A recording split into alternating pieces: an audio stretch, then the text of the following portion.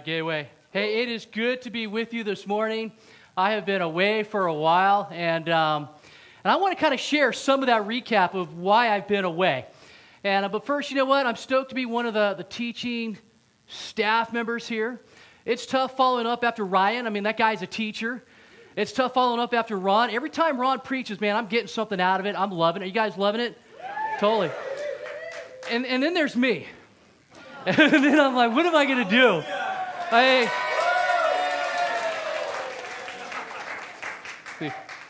Because I know that my gift's more of a preacher. I'm going to preach it at you this morning. That's just kind of my flow. That's my style. That's just my gifting.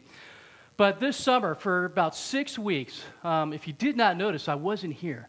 So if you're newer, I'm one of the guys on staff. And so for 6 weeks, man, I just went on what was called a sabbatical. And this is like my second. It might be my third one. I've been here for that long. And I can remember the last time I had a sabbatical, I just told my wife, you know what? Just book as many days as you can in Hawaii. Because I just want to just unplug on this sabbatical trip to the point where I'm in Hawaii and I'm bored of Hawaii. That I don't feel like I have to wake up early anymore, hit all the beaches, go on all the hikes. I just want to come to that place of rest. And believe it or not, I actually did find that place. It took about day 14. And then I had another week of just being like, man, I'm bored in Hawaii for the next week. But this one was different. When I set out on this sabbatical, I was meeting with this guy named Randy Fajician. If you went to the tailgate party the last time, that was our guest speaker. And Randy's just one of those guys that I like to meet with. And so he challenged me about what to do on this sabbatical. And this sabbatical was more of a journey for me. I didn't want to just have a vacation where I wanted to take a break from thinking, take a break from work, that I wanted to find myself being completely bored and going, I've arrived at nothing, right? But I wanted to go on a journey, man. I wanted to get away, and all I wanted to do for these 6 weeks is I wanted to connect with God. I wanted to be with Him in a way that I have never been with Him before. And I just had this one thing like burning on the inside of me. It was like, God, just give me a word. Just give me a theme. Just give me a message. Just give me something, God. I don't want to take these 6 weeks and come back and be the exact same person in the exact same condition that I was in when I left. I want something from you. And that was my ambition. That was my drive for about 6 weeks. Even when I was home, I was still in that place. And so I did something that I never do. I just took off by myself. Are you guys good at that? Are you guys just good at just taking off to be by yourself for a couple days? Some of you excel at it. Others of you, it's like, no, why would I leave my kids? Why would I not go with my wife? I mean, why would I want to be alone? That's me. I just don't do that. That is not my MO. I like to be at a party scene. I like to be with people. I like to be engaging. So to be by myself for hours was a struggle for me. That's just not me. So what did I do? I grabbed my blanket. I grabbed my beach chair. I filled my coolers with some water. I grabbed some nuts and some crackers because I didn't want to waste my time like making dinner and then cleaning up after myself and that kind of stuff. I just wanted to be available for God. I just wanted Him to speak to me. And I had never been so intense on that thought and in that zone. And so while I was gone, this is what Randy said. I want you just to meditate and focus on Psalms 46. Be still and know that I'm God. And I go, man, I know that verse. Who here has heard that verse before? Everybody's heard that verse. Be still and know that I'm God. How many guys have lived that verse, though? Being still and knowing God. I have absolutely no idea how to do that. I don't know what it means to be still. I don't know what it means to know God in a way that when I'm still, I'm going to know Him. And so I just said, and he also said this to me, I don't want you to take a Bible with you. I don't want you to listen to worship. I don't want you to bring a journal. I don't want you to write anything down. I want you just to be one-on-one with Him. If you forget what He said to you, if you forget what He did, that's okay. That's between you and the Lord. And I was like, that's just the opposite of the way I think. If God's speaking, I'm going to want to remember it. I'm going to want to write it down. I'm going to want to journal the heck out of this thing that I'm going through right now. But I listened to the guy because I felt like he knew more than I did. And I said, all right, that's what I'm going to do. And so I did a little cheat sheet, and I wrote Psalms 46. Actually, not even the entire psalm. I just wrote, in case I would forget those few words, be still and know that I'm God. It's the one thing that I brought with me. But I wanted to know what be still meant. And I wanted to know what that word know meant too. So I looked it up, and to be still means is the word rapha, which means to hang limp and sit down. I go, well, that's not what I would have thought that to meant. To be still would have been like just sit in a chair, do nothing in silence, right? And I was like, no, you know what to be still means? I'm going to hang limp and I'm going to sink down. And then what does it mean to know God? I mean, if that's going to happen, if I'm going to be still, what am I going to know? What am I going to learn? And that word know is the word yada, which means an intimate knowledge of God. Not just a knowledge of Him, but an intimate knowledge, like there's something that's happening between me and Him while I am being still. And so I wrote this out. In this context, rapha means to let yourself sink, to let go of your rigidity, to allow yourself to be weak. That's not easy to do, guys. To throw off all your pretenses of strength and become feeble.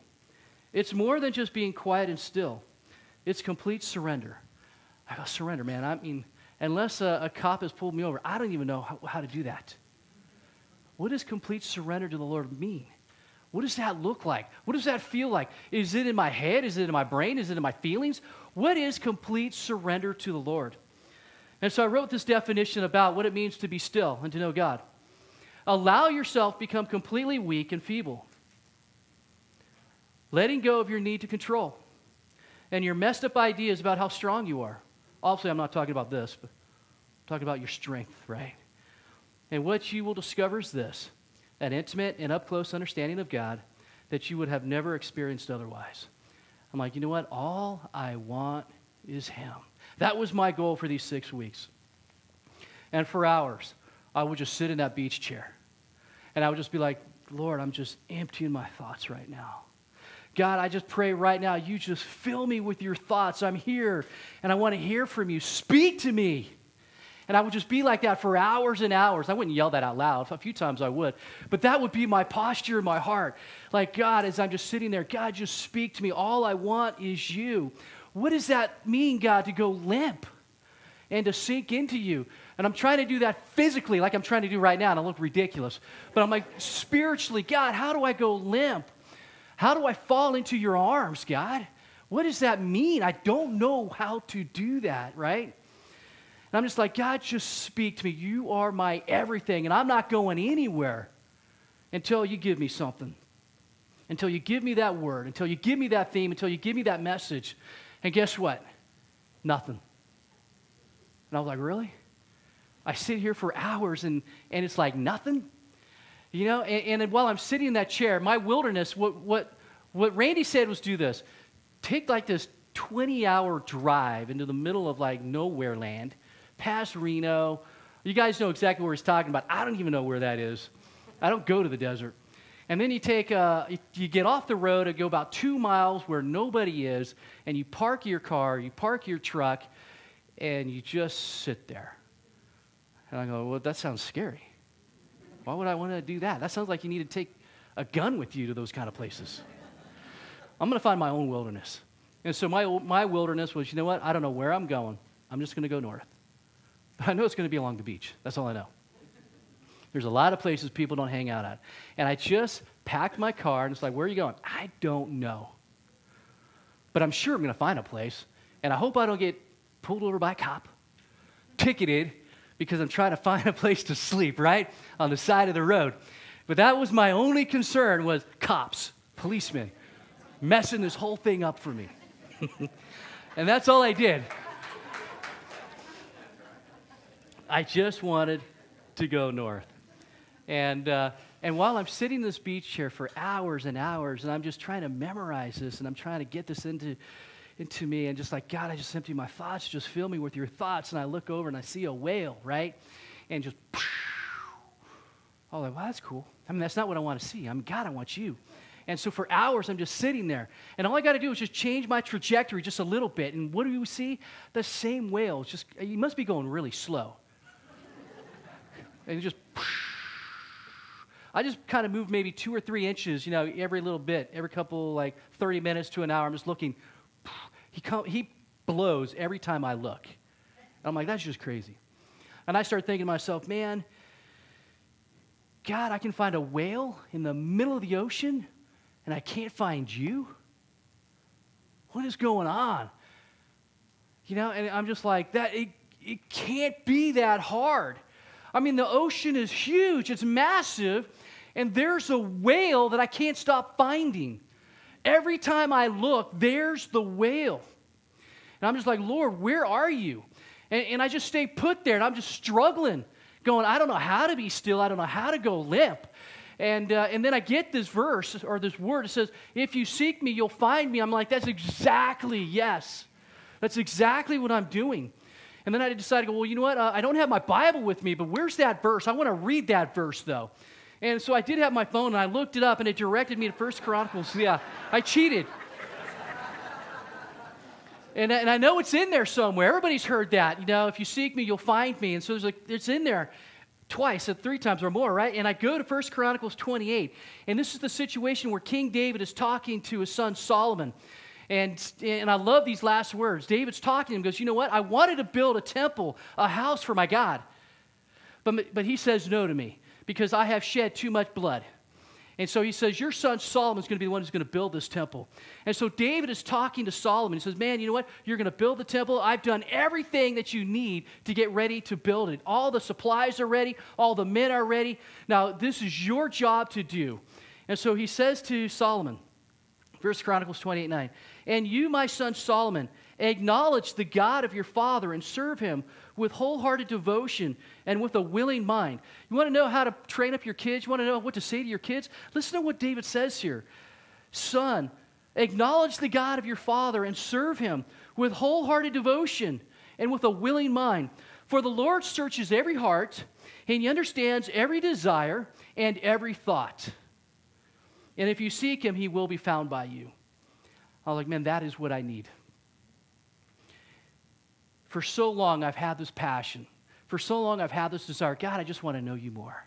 God, just speak to me. God, just touch my life. God, just become alive to me. There's got to be more than what I'm living and more than what I'm seeing today. God, I just want more. That's just the way I think. It's just the way I feel. I'm in his word because I want more. I listen to worship absurdly, like a ton, like hours and hours every day. I just want to get lost in it.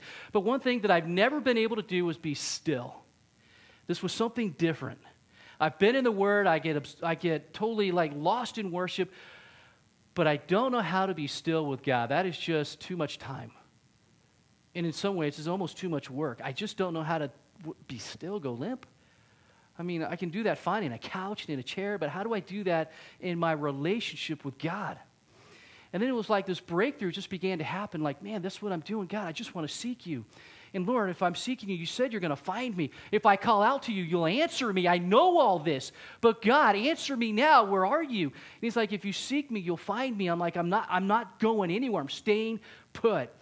And it's like I just had this change in my mind where it's like, you know what? I just don't want God anymore. I must have him. All of a sudden, it was like a change in here. Sometimes there's a passivity to wanting him. Do you know what I'm talking about? God, I just want you. God, just do something in my life. And what are you doing about that? You know? Yeah, you're in the Word. You come to church. You're giving your best sometimes. But are you doing everything you can to seek him? Remember, it says right here, he searches every heart. He knows what I'm thinking. Do I really want him? Or do I just passively want him? And he understands every desire. He understands every thought. Am I really giving it my all? Am I really seeking him, or I just kind of want, like, do I want to eat, or do I really must eat? If I want to eat, I may not eat. But if I have to eat, I'm going to eat, aren't I? And it's like, man, do I want God, or am I going to take hold of him, and do I must have him? And that was kind of the change that happened during that time. It's like I went from wanting him to like, man, I must have him. It's like my seeking journey turned into a must-having kind of experience. And for some reason during this time as well, I was reminded of a Justin Bieber song. I know, it's crazy to think that, but it came to me. And because I sometimes I get lost and stupid in social media, and I saw this video of Justin Bieber worshiping. And I was like, what is God doing in that man's life? And he was just this clip, he was just worshiping in his eyes. You could tell he was not looking at the audience, and all he was doing was trying to connect and worship God. And it was the song called Purpose. I don't know if you know what that song is, Purpose. But this was the line that that stood out to me, that jumped to me. It was one line, but there's four here I'm going to say. Justin starts singing, and this is the lyrics. I put my all into your hands. Here's my soul to keep. I let you in with all that I can, the best that I can. I let you in with all that I can. You're not hard to reach. I'm like, Justin Bieber figured that out? You mean Justin Bieber knows that? That God is easy to reach, that he's not that hard? You mean I have made this simple thing so difficult that I put all of this pressure and all of this self-inflicted struggle on me that God, I got to hear, I got to feel, I got to get something from you. And Justin Bieber says, God, you're not that hard to reach when I give my all to you. And I'm like, but I've been waiting for hours and days or weeks or years. God, why is it so hard? And right here, it's like, it's not. Church, I'm telling you, he speaks to you. He speaks to me. He knows every thought. He knows your heart. He knows your desire. If you are really seeking him, you know what? You're going to find him. And sometimes during those moments, it's like, well, God, if you're not going to talk to me, I'm going to come up with my own word so I don't go down the mountain with nothing. You know what I mean? I got you. Good boy. Good job. You know, those aren't the words I come up with. I come up with better words than that. But it's like, I don't want to come back and come up with a fake word. That's like, well, I just want to come back with something, so I'll come up with something. My mind was like, I don't want anything else. I don't want an imposter type word. I don't want to come up with this. God, you're going to have to speak to me, or I don't know if I'm ever coming home. But that was my mindset. I'm going to get something from you, God. I must have it. It was like nothing else mattered. And I was so tired of my wasted years. I was so tired of my misguided passions. I was so tired of like just striving, like checking the box, going, I did this, I did that, part of the job requirement. But you know what? I just wanted more. There had to be more than just this. And I just began living in the zone where I just began to embrace my feelings. This is coming out now, guys, okay? Some people are good at this. I'm not that good. I'm a very emotional person, but I'm not good at expressing my emotions all that well. And remember, in this thing that I wrote here, it's like, allow yourself to become completely weak and feeble. Letting go of your need to control. One of the things that I try to control the most is my feelings.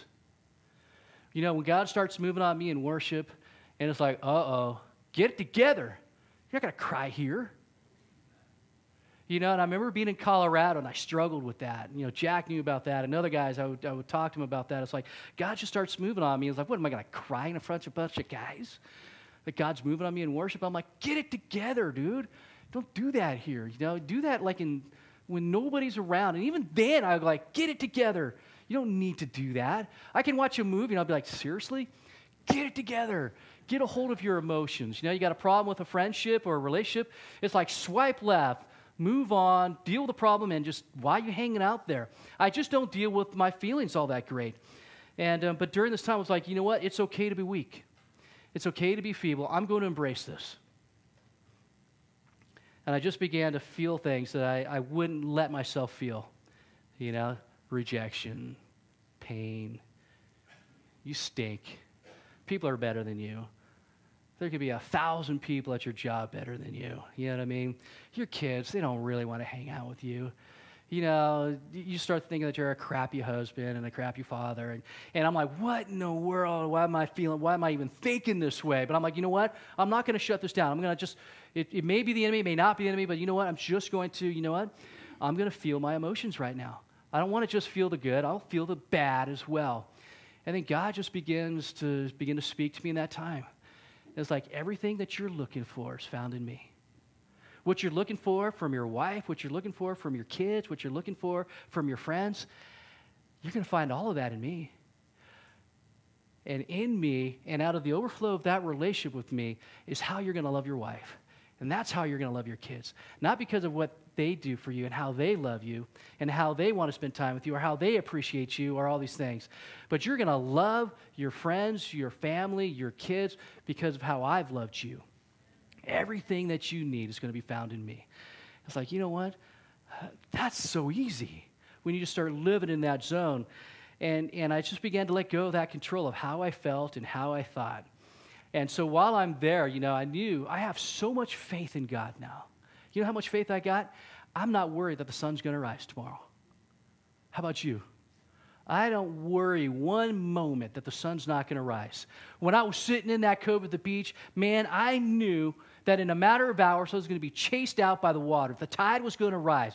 That God was in absolute control, in control of everything, in control of it all. And no amount of my own will that I was going to try to enforce was going to stop that.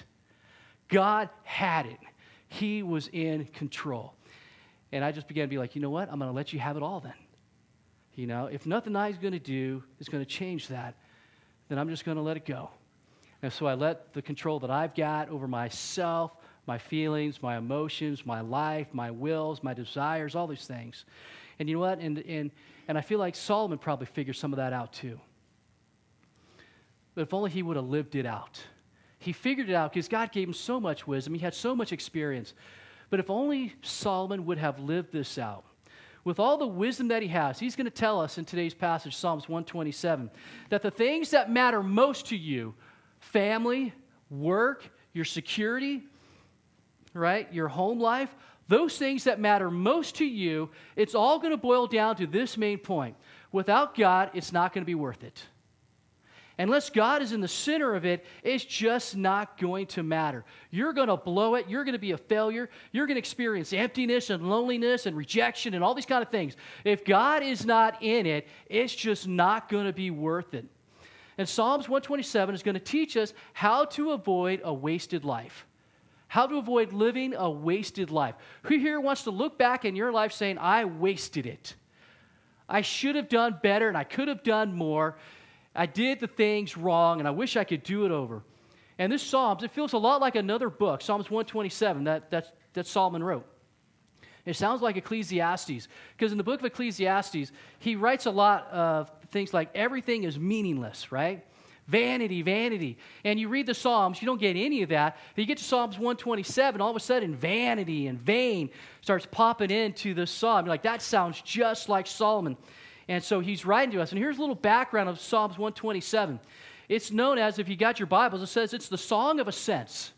And so there's this group of about 15 psalms that these Hebrew pilgrims would sing, and they would recite this on their journey to Jerusalem as they're going to the temple. And they would sing these psalms of ascent, as they journeyed upwards there.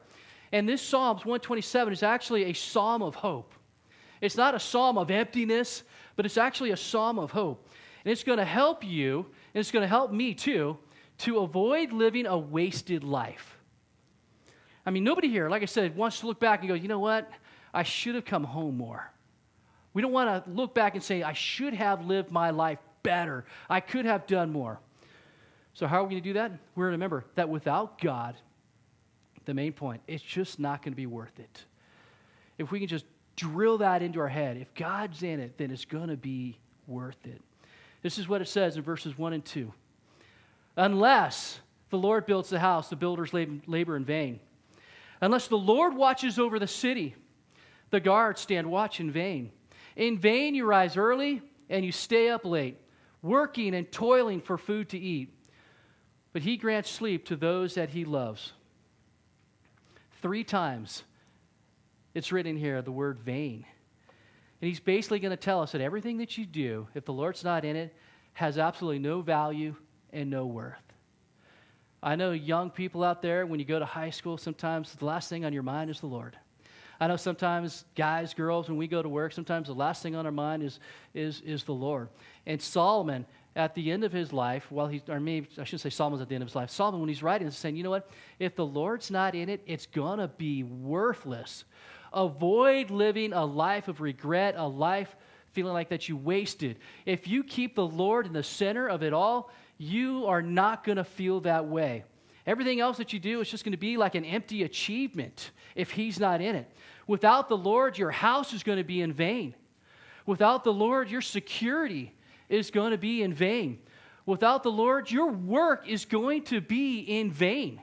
That's what Solomon is saying. The things that matter most in your life, he's going to say, if the Lord's not in it, it's just not going to be worth it. It's going to be empty and it's going to be meaningless. You're going to be striving and striving and striving. And a year later, you're going to be no different than you are today, right? And he says it's just going to be like you're just chasing the wind. I mean, Solomon knows a thing or two about building massive structures, right? I mean, he built the temple and he built the palace. It took him 7 years to build that temple, 13 to build his own personal palace, right? I mean, he knew a thing or two about building these massive structures. So when he says, unless the Lord builds, it's going to be worthless. The Lord has to be building. I mean, he knew a thing or two about having massive sized families. I mean, you know how many wives he had? 700. Imagine only seeing your husband like once every other year. But then he had 300 concubines on top of that. I mean, he knew a thing or two about large families. Unless the Lord builds your house. I'm thinking that Solomon probably had a moment of clarity, saying, you know what? I've wasted some things here. I've blown it. I knew what the word of the Lord was. I should have listened to the guidance and the instruction of my father, but I went with my own heart. I followed my own heart, and I blew it. We have sometimes those moments of clarity, and as he writes, he's like, you know what? Unless the Lord builds your house, unless the Lord builds your work, unless the Lord builds your family, it's going to be empty. It's going to be vain. And so I just started thinking, is everything that I'm doing, is the Lord a part of it? And that's a question for you this morning too. Is the Lord a part of everything you're doing? Is he a part of your home life? Is he a part of your relationships? Is he part of your work? Is he a part of your security plan? I mean, are you frustrated at home? Or are you frustrated at work? You know, there's this saying, it's a Latin saying. It takes the first three words of this psalm. Unless the Lord, nisi dominus frustra. Unless the Lord, frustration. Unless the Lord, all is in vain. And so this motto is the motto of the city of Edinburgh, Scotland. It's on their crest. It's on all of their documents. Unless the Lord, or without the Lord, all is in vain. Without the Lord, it's just going to be frustration. Church, without him, you're just going to be experiencing frustration and emptiness and everything that you're longing for in your work and in your friendships and your boyfriend, girlfriend, husband, wife is going to leave you empty. Because unless the Lord is in it, everything's going to be in vain. But it doesn't have to be that way. Imagine if you took this verse and you changed the word unless, because it sounds like it's an option. Can I do it? Can I not do it? How about we made it something that was definitive, right? Like, if the Lord builds my house, if the Lord builds my work, if the Lord builds my family, what do you think you're going to experience? Forget the unless part, but if God does this in my family, he's going to be my provider, he's going to be my protector, right? He's going to be everything that I'll ever need. If the Lord is building my business, if the Lord is building my work, if the Lord is building my relationships, everything that I need is actually going to come from him, right? And that's an exciting picture because he is your provider, he is your protector, he is your refuge. When he is a part of it, more of these things are just going to be a part of it. He's going to be your joy, your peace, your strength, your healer, your deliverer, your redeemer, your savior. Why wouldn't you want all those things to be a part of your kid's life and your wife's life, your husband's life, and your business life, and everything else that you're part of, right? Unless the Lord builds the house, you're laboring in vain, he says. Man, I could just go on the more and more that he can give to you. But then he makes a switch about family life. You know, and I can remember listening to Chip Ingram's message on how to raise children. And this was when I was a teacher, long before I even had kids. And then I watched it again later when I did have kids. And I remember, for some reason, the only thing, sometimes it's good if you could just remember one thing. So remember one thing today and you'll do good. But I remember Chip saying this one thing. Parents, it's your job to raise your kids to be holy, not to be happy. Sometimes we're more concerned about the happiness of our kids than we are about the holiness of our kids. You know what I mean? And that we'll do whatever it takes to make them happy. Throw the biggest parties, get them involved in all the sports that they want to play in, and be busy, and all the dance and all that kind of stuff. We throw all kinds of money and an absurd amount of time at it, right? And it says we just want our kids to be happy. And then we're hoping they'll become holy. But God says, you know what? Your job, your primary job, is to make sure that your kids are holy. You know, sometimes as parents, we feel so guilty, and we're more concerned about their happiness than we are about their holiness. You know, when your kids find everything in their identity in God, they're going to be fine. But when you're trying to help them find their identity in the world and be happy in the world, be happy in their school, and that's important. I know that. I struggled with that with some of my kids too. We want them happy. We want them thriving. And that is something to think about and concentrate on. But it has to be more than just that. We have to concentrate on their holiness as well. And we spend so much time, more time, I think, than we do money, at trying to find their happiness more than their holiness. And Solomon says, man, to build your life, to build your marriage, to build your kids, to build your work on anything other than the Lord is going to be vain. It's just going to be empty. I mean, we try so hard that you find yourself being exhausted. Anybody exhausted out there today? You know, you find yourself to be frustrated. Maybe you find yourself to be broke. You find yourself to not necessarily be happy with your life. Man, if my kids could just get to the next stage of life. Man, if they could just get out of this whiny stage, if they can just get out of this stage, and then they become adults, you're like, man, if I could just get them back to that stage again. You know what I mean? But you know what? You guys know how to do this. I know you do. Because you guys are really good at making 49er fans out of your kids. You're really good at making Giants fans out of your kids. They didn't learn that on their own. Otherwise, they'd be Dodger fans. You know? We're good at raising them to be fans. You know? That's not their default. But can you imagine that the first thing that came to their mind says, hey, what are you a fan of? They said, Jesus. Man, I'm a fan of Jesus, man. That rather than trying to make them into athletes, instead of trying to get them all their scholarships, instead of trying to just make sure that they're happy, they said, you know what, I'm going to make sure you're just a disciple of Jesus, man, a bunch of little Jesus freaks running around, and you can still be a great athlete. You can still be smarter than, like, everybody else in the room and get your scholarships. And, you know, those things are going to happen because God's got a plan for their life. You know what I mean? And but if you're focusing more on their holiness, man, you're going to have a legacy and a heritage that you're not going to regret, you know. Then it goes on, it says, it's in vain that you rise early and that you stay up late, working and toiling for your food. He says that he gives sleep. He grants rest. He gives sleep to those that he loves, to his beloved. And some of you in here, guys and girls, need to hear this. Some of you need to work less. Some of you need to work more, though. But some of you in here, some of you need to work less. And the minute I said that, you know exactly who that rang true to. I need to start working less. Solomon was a ruler of an empire, and he was a king, right? Gifted in wisdom. And he says, man, it's in vain that you get up early, long before the sun rises. It's in vain that you stay at work late, long after the sun has set. You know, and some of you guys do this. You know, and God's not against hard work. Actually, the Bible talks about hard work. But some of you, you wear that as a badge, you know, like 16-hour days. Like, are you serious? You work that much, you know? I can't imagine working 16-hour days. That's like 2 days in one day. You know, that's a lot of, you know what I mean? Yeah, 16-hour days. I travel all over the world, man. Long after the sun. I don't even see the sun anymore, man. I'm always locked up. You know what? That offends God. I think work like that offends him. Because it says you do it in vain. If the Lord's not in it and you're robbing your family from your time and all these other kind of things, it says, you know what? No matter how passionate you are about your job, no matter how diligent you are about your job, if you're doing it without the Lord, you're doing it wrong. If you're doing it like King Nebuchadnezzar when he was walking on the palace, the roof of his palace, what did King Nebuchadnezzar say? Man, he goes, man, look at this great city that I created by my mighty hands, by my mighty works. And I was like, And then God just immediately, man, made him go mad, and he was driven like a beast to the fields for about 7 years. See, without the Lord, it's going to be vain. It's not going to be worth it. And it offends God when he is not a part of those areas of your life. Man, I've been on field trips where dads have lugged their laptops and they brought their phones with them. I've been on dads and son weekends and dads and daughter weekends, man.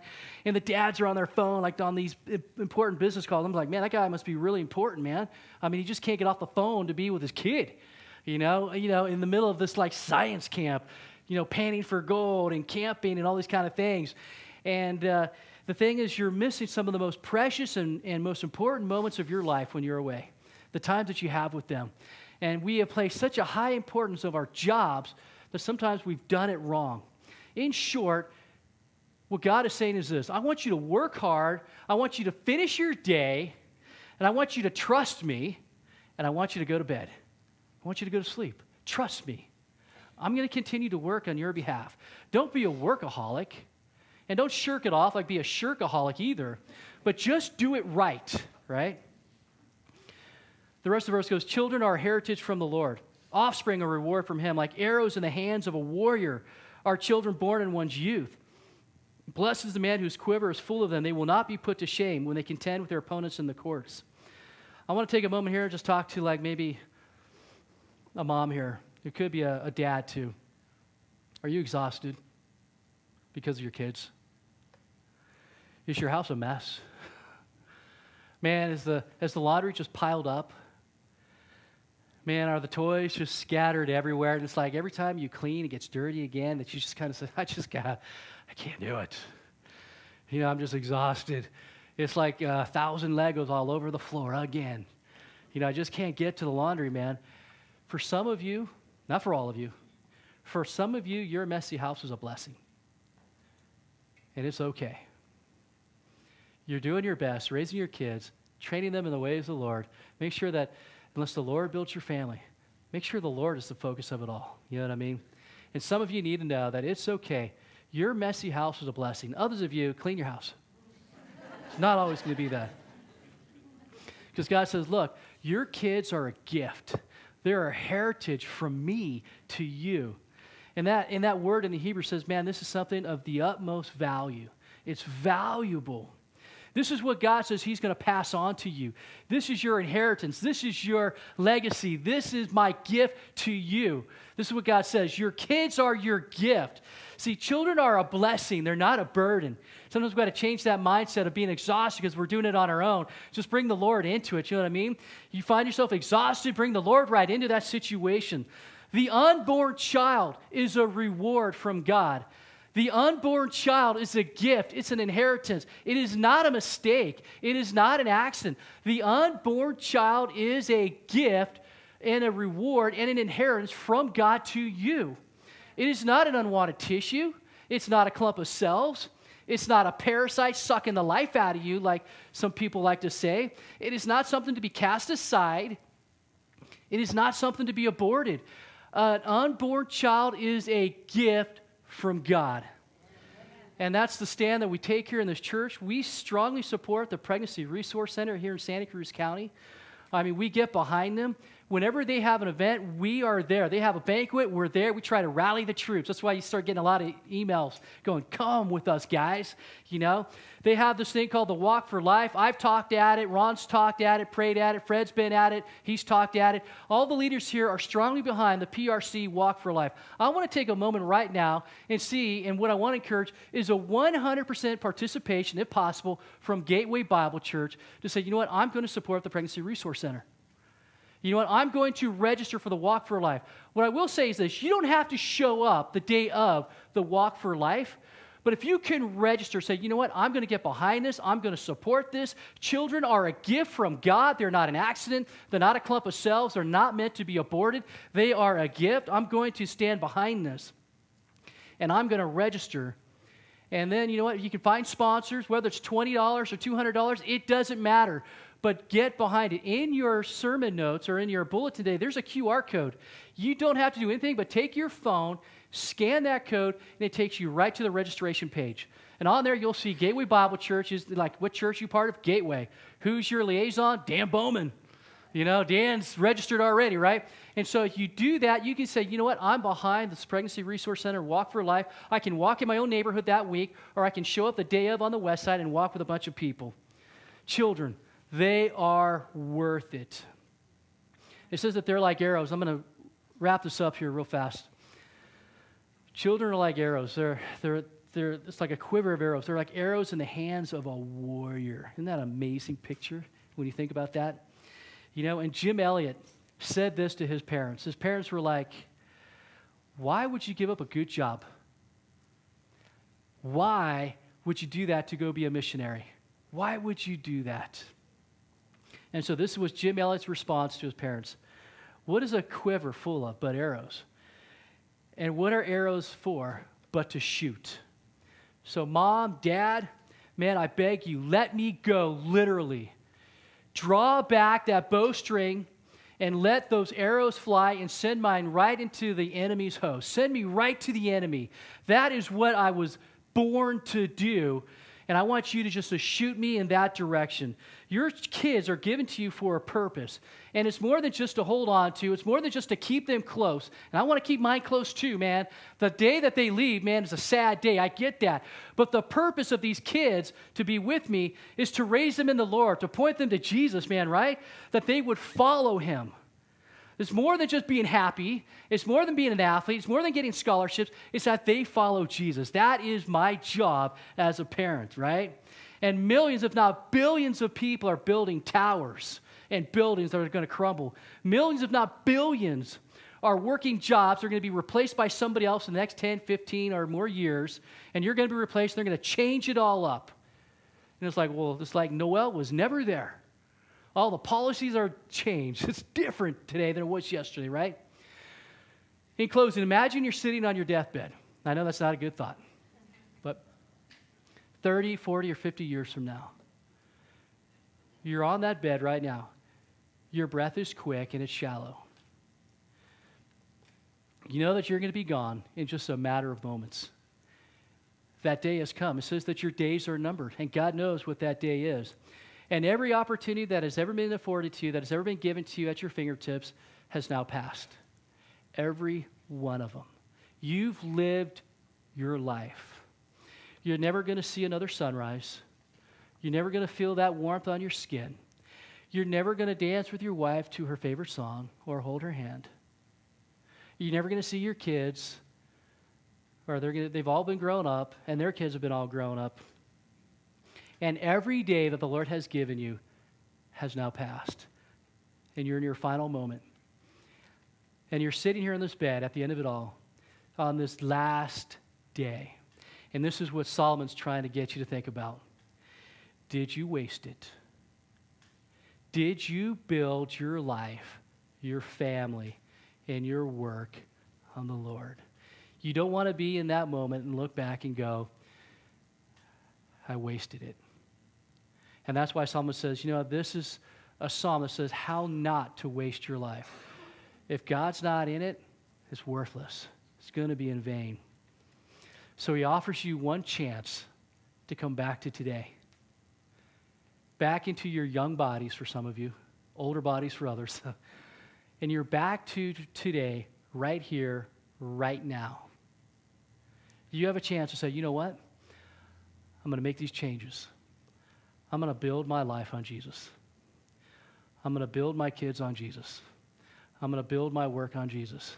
Nothing else matters. Amen, church? Amen. Yes, Lord. Well, Lord, that's our prayer. Lord, I pray that things would just change. Things would just be a little bit different. Lord, things around our dinner table would change. Our conversations would change. Lord, that we would say, you know what, I'd rather spend more time playing with my kids and playing with my family than being busy with practice, than being busy with a bunch of games and playoff spots and dances and all these things on the calendar. God, that I would begin to love and serve one another better. Lord, that I would be quicker at it, that I would do it in tenderness. That, God, if my husband or my wife would ask something of me, Lord, that would be my mission of the moment. That would be my priority of the moment. And it would be in joy and in gladness that I would have that opportunity in my fingertips today to build my life upon you, build my family upon you.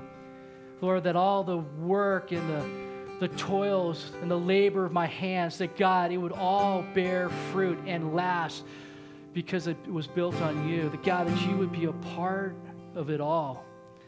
Lord, we surrender that to you today. I know that's a hard word, but God, teach us to learn how to surrender those things to you and to live according to you, God. In Jesus' name, amen.